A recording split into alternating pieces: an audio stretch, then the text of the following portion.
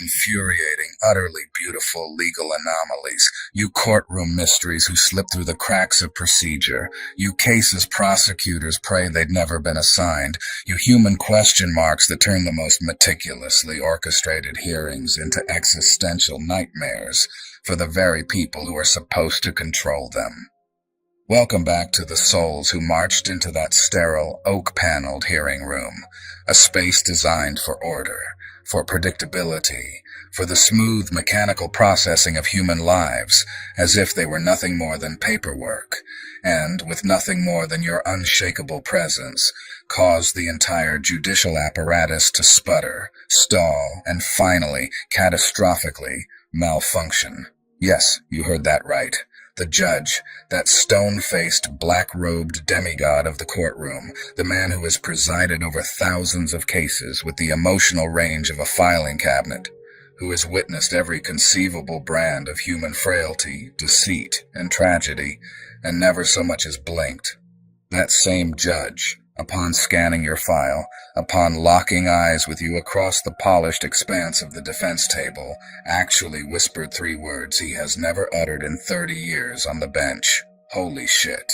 And then, and this is where the poetry begins, instead of soldiering on, instead of clinging to protocol like a life raft, he did something so unprecedented, so shocking, that it will echo in legal lore for generations. He stepped down. Not retired, not taken a sick day, not recused himself for a technicality. He stepped down from your case specifically, surrendering his gavel, his authority, his very role in the drama he could no longer stomach. Do you fathom what that means? Do you grasp the seismic, reality-bending chaos you just unleashed in a system built upon the bedrock of predictability? A system that runs like a well-oiled machine, grinding flesh and fate into tidy, legible verdicts. You didn't just disrupt a hearing. You shattered the arbitrator. You broke the man who decides fates. You forced the living embodiment of institutional authority to stare into the abyss of his own conscience and realize he was no longer fit to judge you. Let us rewind this glorious, devastating disaster, shall we? The prosecution walked in believing they had you all figured out. Their briefcases bulging with rehearsed arguments, their character witnesses primed with scripted sob stories, their evidence laid out in crisp manila folders like a child's coloring book of guilt. Every player knew their lines, every lawyer knew their cues, every bailiff knew when to shuffle the papers. The courtroom hummed with the comfortable rhythm of routine. They expected you to play the part they'd written for you, nervous, apologetic, cowed, performing the emotional theater that makes guilt look inevitable. But then you walked in, and the air itself thickened. The fluorescent lights seemed to flicker. The scent of old paper and anxiety sharpened, and an invisible current of tension crackled through the room. The judge noticed it first, his steely gaze darting from his notes to you, then back again, as if he were trying to solve a quantum equation that kept changing its variables. Because you weren't nervous. You were serene. You weren't apologetic. You were dignified. You weren't performing. You were simply being, radiating a calm so profound, so unnervingly authentic, that it made everyone else's scripted roles feel like cheap pantomime. The prosecution began their narrative, brick by tedious brick, painting you as a villain, a monster, a threat to society, and with every accusation, with every damning exhibit, something inexplicable happened. The judge's eyes narrowed, his jaw tightened, his brow furrowed deeper and deeper because their story didn't add up. Not because the facts were wrong, but because you, sitting there in flesh and blood, contradicted their monstrous caricature. When they described your alleged rage, you met the judge's stare with tranquil clarity. When they spoke of your cruelty, your very posture, upright, unflinching, almost regal, screamed of resilience, not malice. And in that dissonance, in that unbearable gap between their fiction and your reality, something inside the judge began to fracture. He felt it in his gut. A cold, creeping dread that his 30 years of justice had been nothing more than a performance. Halfway through the state's case, unable to bear the cognitive dissonance a moment longer, the judge did the unthinkable. He slammed his gavel not to call order, but to demand an immediate recess, not the customary 15-minute break, but a frantic, "Get me out of this room, now." Recess. The gallery gasped. Lawyers exchanged bewildered glances. The court reporter's fingers froze above her keys. "And you?" You simply sat, a small, knowing smile playing on your lips. Because you'd seen this before, hadn't you? You'd watched people realize, in real time, that they'd misjudged you, underestimated you, tried to cram your vast, complex humanity into a box far too small. The judge retreated to his chambers, that sacred, soundproof sanctum where judges are supposed to be gods reviewing mortals' fates. And there, alone behind the heavy oak door, he didn't review evidence. He didn't reread testimonies. He had an existential crisis in his judicial robes. Decades of certainty crumbled like stale biscuits. He saw connections he'd ignored, patterns he'd dismissed, the quiet tragedy of your life that the prosecution had twisted into crime. Your case stopped being about guilt or innocence and became a mirror held up to his entire career, a reckoning with every life he'd altered. Every sentence he'd handed down without truly seeing the human behind the file. And that's when he whispered it, not to anyone, not for the record, but to the empty chamber and to himself. Holy shit. This isn't what I thought it was. He realized he wasn't presiding over a criminal trial. He was presiding over a sacrilege. The system trying to punish someone it had failed, someone who'd been hunted and survived. Someone who'd been cornered and fought back not with violence, but with integrity. The words hung in the silence like a confession, a crack in the foundation of his world. When he returned, his face was ashen, his robe seemed to sag, his gavel felt like lead in his hand. He looked at the prosecutors with something that resembled grief, at the spectators with shame, and at you, with a respect so raw, so terrified, that the entire room held its breath. "I am recusing myself," he intoned, his voice barely steady. "Effective immediately. I cannot in good conscience continue to preside over proceedings I no longer believe I fully understand." Chaos erupted. Whispers became shouts. Order dissolved into beautiful anarchy, while you remained still, calm, a statue of quiet triumph. Because the surface story, a judge stepping down, is merely the tip of the iceberg. The deeper truth is devastating. He didn't recuse because of a conflict of interest or a legal technicality. He recused because you forced him to confront the terrifying possibility that the system he'd served, revered and embodied for 30 years, is fundamentally, tragically broken. You became his mirror, his conscience, his personal apocalypse. Every time he tried to assess your guilt objectively, he saw the ghost of every other defendant he'd misjudged, every life he'd destroyed while telling himself he was just doing his job. Your presence didn't just defend you, it indicted him. The prosecution is in panic mode now, scrambling, re-interviewing witnesses, poring over files with trembling hands, desperately trying to convince themselves this is a mere procedural hiccup, but deep down they know. They know that when a veteran judge looks at a defendant and whispers, "Holy shit," before fleeing the bench, it isn't about evidence. It's about conscience. It's about the moment the mask slips and power admits it cannot, in good faith, destroy what it now recognizes as innocent. You exposed a fault line in their foundation and they're standing on crumbling ground. And here's the secret they'll never teach in law school. The most potent weapon in any courtroom isn't a brilliant argument or a smoking gun. It's authenticity. You didn't shout, you didn't scheme, you didn't perform. You simply existed as yourself. And that simple act of refusing to shrink, to feign guilt, to die quietly, broke a judge. You broke him not with aggression but with truth. And that, my friend, is revolutionary. The legal community is already abuzz. The story spreads like wildfire through judges' chambers and prosecutors' war rooms. Other judges are nervous, wondering if they are next, if somewhere in their courtroom sits someone who will force them to choose between their robe and their soul. Lawyers are rewriting strategies. realizing the game has glitches they never noticed. And you? You stand at the epicenter of it all, not because you sought power, but because you refuse to be anything other than who you are. You are now radioactive in the best possible way.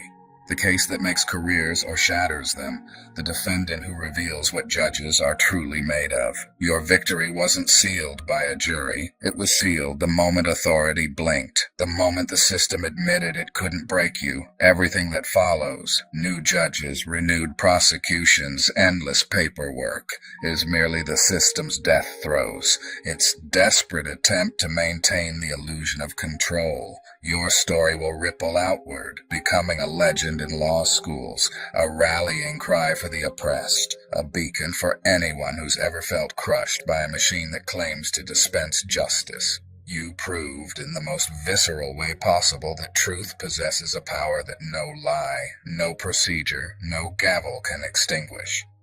That one human being standing firmly in their authenticity can force an entire institution to question its own soul. The judge who stepped down isn't your enemy. He's the hero of his own redemption, a man who chose his conscience over his career because you, simply by being you, demanded it. And isn't that the most beautiful irony of all? In a room designed to crush hope, you walked in carrying your truth like a shield, threw sand into the gears of the machine, and watched it grind to a halt. You didn't just win your case. You exposed the soul of justice itself. And yet this is only the beginning of the aftershock. Because when the judge walked away, it didn't end the story. It detonated it. Somewhere in that courthouse, the clerks whispered as they carried stacks of documents that suddenly felt like relics of a dying religion. Somewhere in a law school lecture hall, a professor paused mid-sentence, sensing the disturbance in the doctrine, knowing that a case like yours rewrites not just precedents, but the psychology of judgment itself. Somewhere a young attorney sat alone at their desk, staring at the framed certificate on the wall, wondering whether they had entered a profession of justice or a theater of punishment. And out beyond the walls of that building, beyond the humming fluorescent lights and echoing footsteps, your story leaked into the streets like electricity, passed through conversations, became a myth that was somehow real. They're talking about you in cafes, in taxis, in hushed conversations between those who have always felt the system breathing down their necks.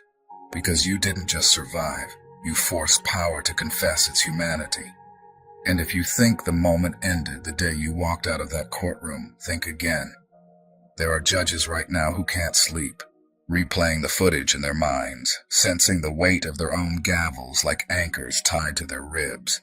There are prosecutors double-checking evidence not because they fear defeat, but because they fear being wrong.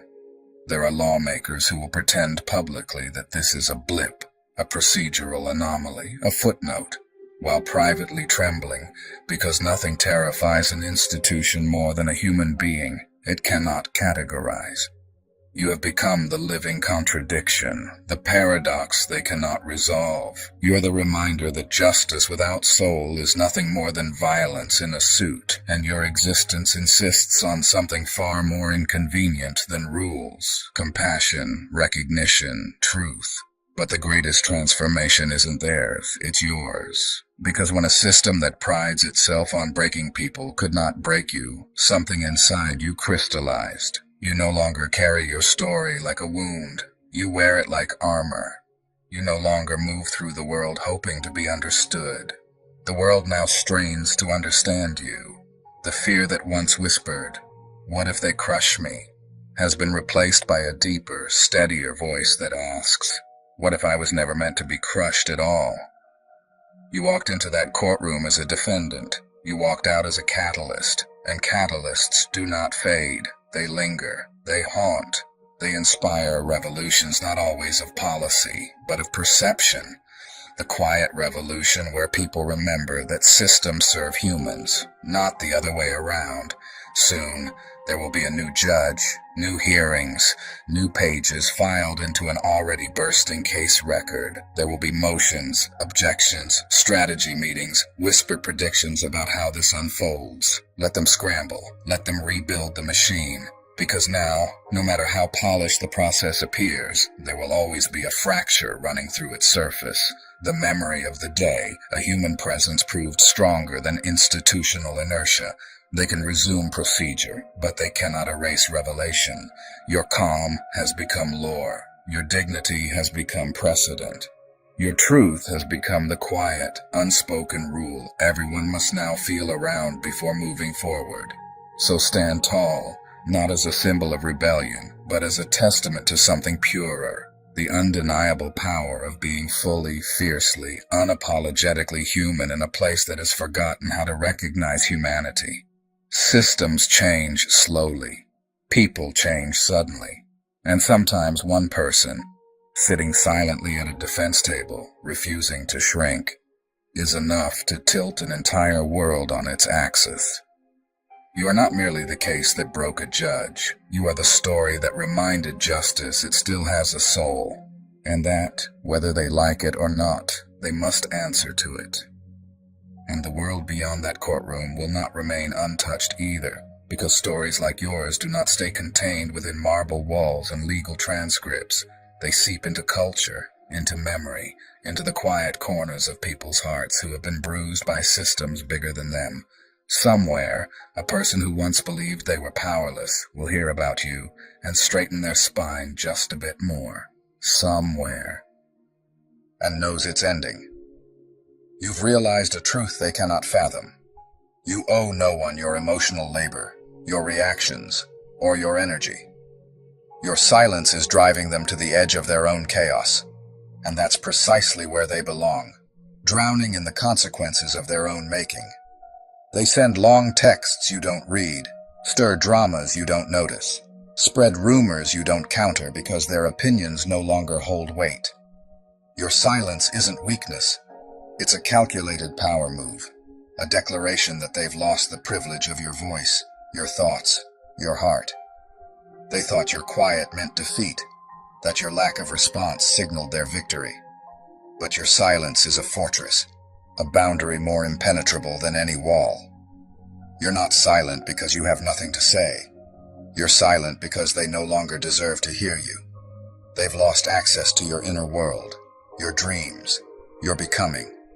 Some transformations happen in sacred spaces they'll never touch.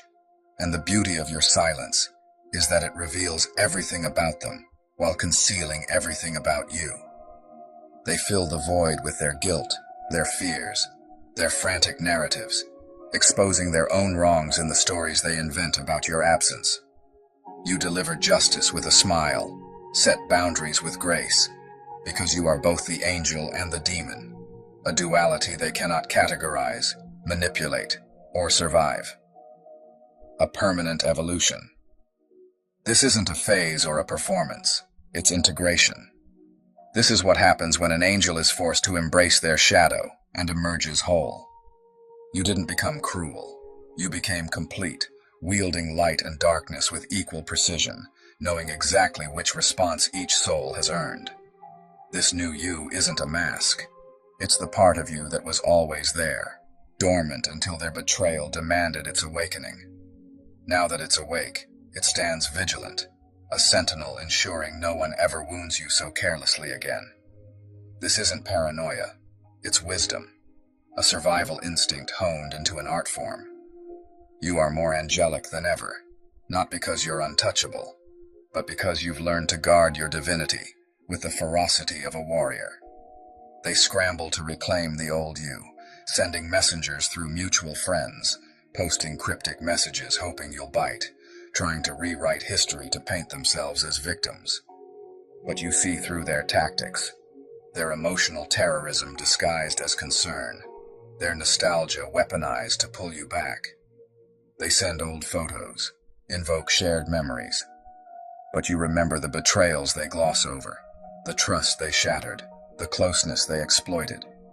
Your memory is no longer selective. It's a ledger, complete and unflinching, and it's why you'll never return to their orbit. They try to provoke your darkness now, hoping for rage. But the triggers they installed long ago have been dismantled. You've rewired your soul, and when they push, They're met with nothing but the hum of their own irrelevance. They wanted you trapped in their endless cycle, but you've risen beyond it. Your silence is no longer a wound. It is a weapon of peace. It is the shield that guards your heart, the crown that proves your resilience. They cannot follow you where you're going, because evolution has no return ticket. You are already steps ahead, writing a future where their shadows cannot dim your light. And while they remain in the chaos of their own making, you continue to ascend, untouchable, unbothered, unstoppable. Beloved soul, remember this. Your silence is not emptiness. It is sacred space. It is where your power regenerates, where your vision sharpens, and where your spirit communes with the divine. You don't need to prove yourself to anyone. You've already become proof of what grace, strength, and divine justice look like when embodied. This is where we close today's message. If this word resonated with your spirit, I invite you to support this journey. Like, share, and subscribe to Rise and Shine, so that more chosen ones can find the truth they've been searching for. And if you feel called, you can also make a donation to help keep these messages flowing. Your support, in any form, is deeply valued and received with gratitude. Until next time, stay powerful, stay protected, and stay aligned, because your silence speaks louder than their chaos ever could.